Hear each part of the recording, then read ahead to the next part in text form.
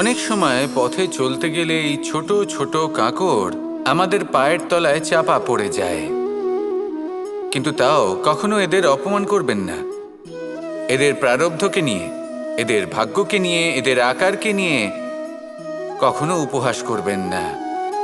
ভাবুন, যদি কখনো ঝড় ওঠে আর এই ছোট্ট একটা কাঁকড় আপনার চোখে ঢুকে যায়, তাহলে কিন্তু সেটা আপনাকে অত্যন্ত কষ্ট দিতে পারে।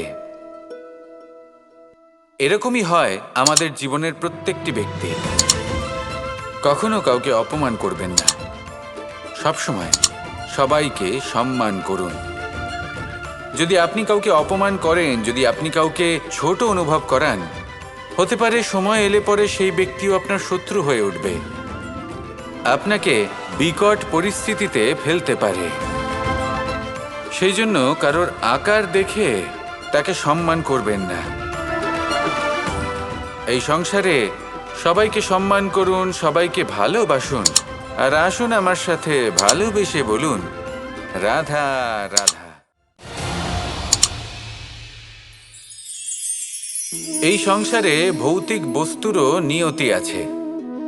যারাই এই সংসারে আসে বা উৎপন্ন হয়, তারা কিছুমাত্র সময় পর্যন্তই এখানে থাকতে পারে, আর তারপরে সেও লুপ্ত হয়ে যায়, অর্থাৎ সে নিজেও এই পঞ্চমহাভূতে সমাহিত হয়ে যায়।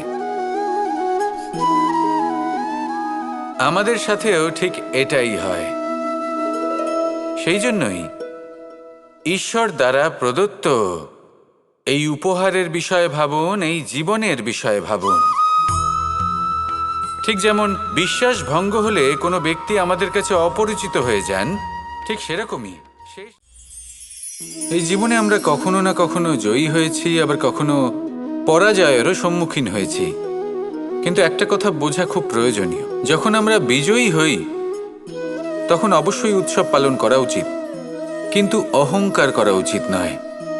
সেখানে যখন আপনি পরাজিত হন, তখন বিফল হওয়ার শোক পালন করবেন না। এই মনকে কুণ্ঠিত হতে দেবেন না। মনকে একাগ্রচিত্ত করুন।